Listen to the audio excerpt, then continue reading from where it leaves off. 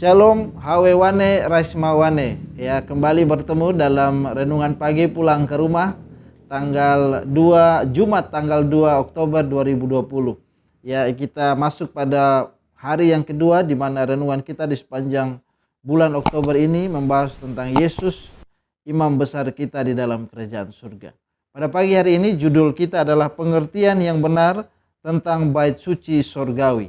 Pengertian yang benar tentang bait suci surgawi. Ayat renungan kita diambil dari Ibrani 9 ayat 11. Tetapi Kristus telah datang sebagai imam besar untuk hal-hal yang baik yang akan datang. Ia telah melintasi kemah yang lebih besar dan yang lebih sempurna, yang bukan dibuat oleh tangan manusia.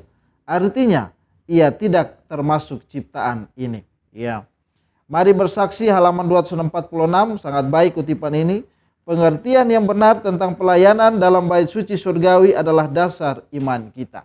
Ya, harus kita akui dan kita bersyukur, berterima kasih bahwa sebagai anggota gereja Masyiat Hari ke-7 kita mempunyai pandangan, kita mempunyai teologi, doktrin yang secara khusus membahas tentang bait suci. Dan ini adalah pilar, ini adalah dasar yang sangat teguh, yang kuat untuk mempertegas keberadaan kita sebagai gereja Masyiat Hari ke-7. Jadi kalau kita ingin membaca tentang nubuatan Daniel, nubuatan Wahyu dan mengerti dengan baik, maka dasar yang terutama kita harus mengerti dengan baik ya tentang bait suci. Apa yang ada di dalam bait suci, apa yang ada di sana, bagaimana sistem upacara dan sebagainya.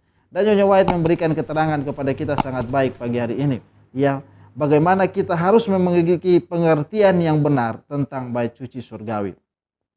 Saya senang untuk membacakannya, tapi Bapak Ibu jemaat Tuhan boleh membacanya juga di dalam buku renungan pagi kita.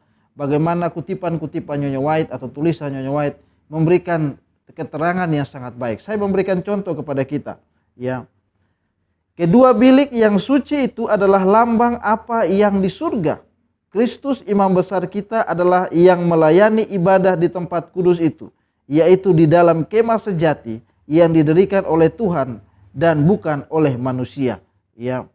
Lalu di sini Nabi diizinkan untuk melihat ruangan yang pertama dari bait suci surgawi, dan ia melihat di sana ketujuh pelita itu dan mezbah emas yang dilambangkan oleh kaki dian emas dan mezbah pedupaan dalam bait suci dunia. Ya. Di sini ia melihat tabut perjanjiannya, Wahyu 11 ayat 19, yang dilambangkan oleh peti yang suci yang dibuat oleh Musa untuk menjadi tempat penyimpanan hukum Allah. Jadi semua yang dibangun oleh Musa ya di padang gurun, bahkan juga oleh Salomo ketika dia membangun akan bait suci adalah fotokopi, adalah gambaran ya dari yang asli yang ada di dalam kerajaan apa? Surga. Ya. Lalu, ya, Yohanes menyatakan bahwa ia melihat bait suci di dalam surga, bait suci di mana Yesus melayani demi kita. Ya, adalah yang aslinya. Untuk mana kemah suci yang didirikan oleh Musa merupakan satu gambaran. Ya, jadi sebuah hal yang menarik bahwa bait suci bukan pertama kali dibangun oleh Musa, tapi sudah ada yang aslinya di dalam kerajaan surga. Dan dengan petunjuk Allah, Musa membangun ya contohnya atau gambarannya, mulai dari pelataran, apa yang ada di dalam pelataran yang disediakan di sana, lalu bilik yang suci dan kemudian bilik yang maha suci. Ya, umat Tuhan, ya saya memberikan ajakan kepada kita di pagi hari ini. Kita diberikan sebuah perenungan yang baik untuk menjadi landasan di dalam iman keluarga kita, di dalam iman gereja kita, untuk meluangkan waktu di sepanjang bulan ini mempelajari tentang pelayanan Yesus, ya bukan di bait suci yang dibangun oleh tangan manusia, tetapi bait suci yang dibangun oleh tangan Allah sendiri di dalam kerajaan surga sebagai imam besar. Yang lain, bait suci surga tempat tinggalnya raja di atas segala raja, di mana beribu-ribu melayani dia dan berlaksa-laksa berdiri di hadapannya. Ya, tidak ada bangunan di dunia ini yang dapat menggambarkan kehebatan dan kemuliaannya. Namun demikian, kebenaran-kebenaran yang penting sehubungan dengan bait suci surga dan pekerjaan yang besar dilaksanakan di sana untuk penebusan manusia diajarkan oleh bait suci di dunia dan upacara-upacaranya. Jadi kalau kita baca gambaran Yohanes di dalam Wahyu itu tidak bisa dilukiskan. Itu hanya apa yang dilihat oleh Yohanes. Tapi yang disediakan Allah lebih daripada apa yang disediakan oleh Yohanes bagi kita. Ya. Tapi yang menarik, renungan pagi kita mengatakan bahwa apa yang kita pelajari di sana memberikan gambaran kepada kita tentang cerita keselamatan.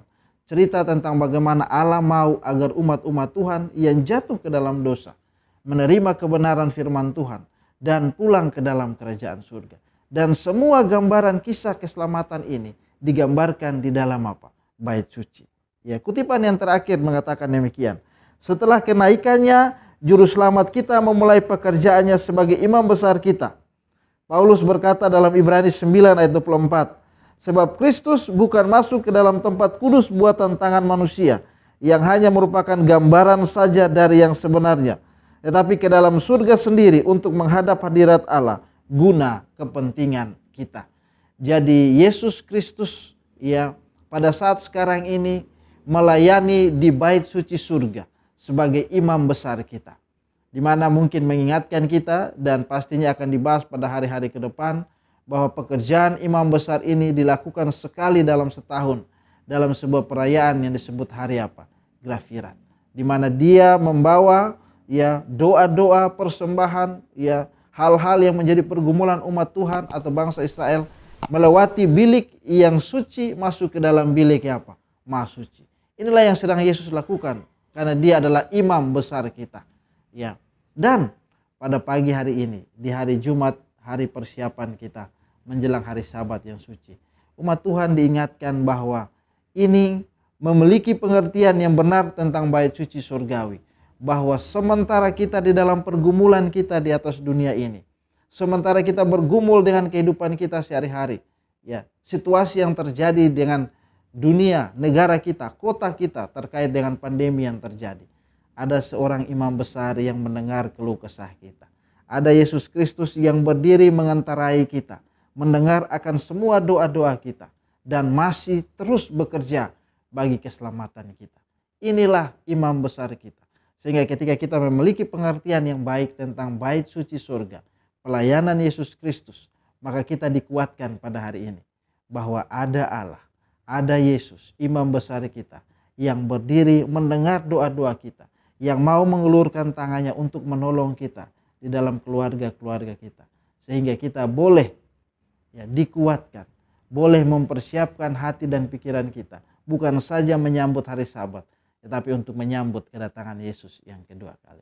Kiranya umat-umat Tuhan di hari persiapan ini dalam pergumulan, dalam tantangan kita, dikuatkan bahwa Yesus Kristus, imam besar kita, sedang bekerja untuk kita semua.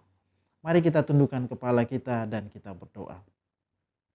Bapa di dalam kerajaan surga, kami menyerahkan kehidupan kami kepada tangan-Mu. Kiranya Engkau yang berdiri menjadi imam besar bagi umat-umat Tuhan, mengantarai kami, mendengar doa-doa kami, sehingga ketika kami menghadapi pergumulan, situasi yang sulit dalam kehidupan kami, Engkau berdiri untuk menolong kami. Engkau berdiri untuk memberikan kepada kami berkat-berkat yang sudah Engkau siapkan bagi kami. Biarlah tangan kasih-Mu menjaga, melindungi umat-umat Tuhan di sepanjang hari persiapan ini, sehingga kami boleh tiba di pembukaan Sabat-Mu dan melihat, merasakan, bersyukur untuk berkat Tuhan yang Kau berikan di dalam kehidupan kami. Sempurnakan doa hamba-Mu ini ya Bapa, di dalam tangan kasih-Mu saja. Karena hamba-Mu berdoa di dalam nama Yesus, ini adalah Tuhan dan Juru Selamat kami. Amin. Kiranya umat-umat Tuhan diberkati di sepanjang hari persiapan ini.